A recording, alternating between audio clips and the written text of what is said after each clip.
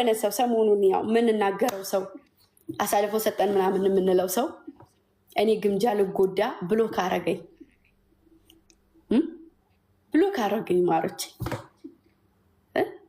ኮትኩቻ ያዛደኩት እንትን ብሎ ካደረገኝና ዛሬ ፈታኝ አሁን ሳይሆን ደግሞ በብሎክ አጠናገርኩት እስከ ወዳኛው ማለት ነው። ምን ይባላል አሁን? ለምን ተደረገ ታይ አትበሉ። አይመለከታል። በማወራው ወሬ ላይ አትግቡብኝ። አትግቡ።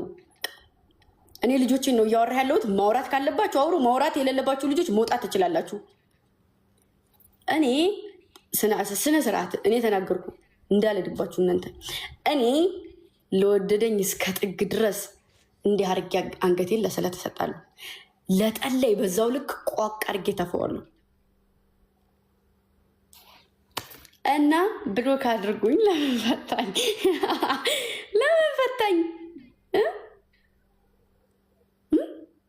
ጉድ እኮ ነው። አይ ግምጃ መሆኔን የረሳ መሰለኝ። እዚህ ጋር የሆነ በቃ ከፍቶኝ ምናምን ነገር የሆኑ ነገሮች ከበድ ስለሚሉኝ ሁሌም ሲከፋኝ ያ ነገር እየመጣ ውስጤን ጥስጥስ እያደረገኝ ስለምናደድ ስለማለቅስ የድሮዋ ግምጃ አይደለችም ብለው ስለሚያስቡ ነው። ግን ያው ነኝ፣ ለጊዜው ነው። እሺ እና ማሮቼ ከቻላችሁ ምንም አይነት ነገር መመላለስ አያስፈልግም። ያው እንደኔ ሂዱበት። ለምን ተቦለኩ? ለምን ተፈታው? ለምን እስኪ ንገሩኝ እናንተ። ለምን እቦለካለሁ? ብድሩን የማይመልስ ወንድ ልጅ አይወለድ። አይደለም ብድሩን የማይመልስ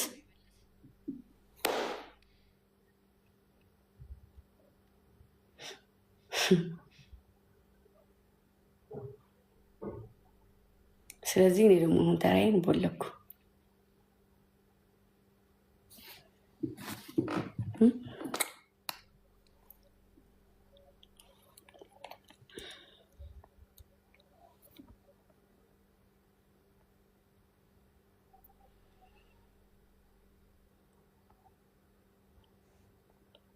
ደግሞ እወደድ ባያለ እኔ ጣሉኝ አልወደዱኝ። እኔ እግዚአብሔር ይመስገን ግልጽነቴ ነው ሊያስወድደኝ የሚችለው።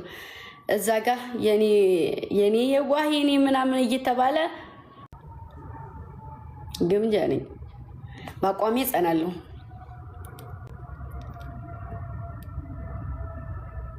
ላመንኩበት ደግሞ እሞታለሁ። ለእናስተዋውቃ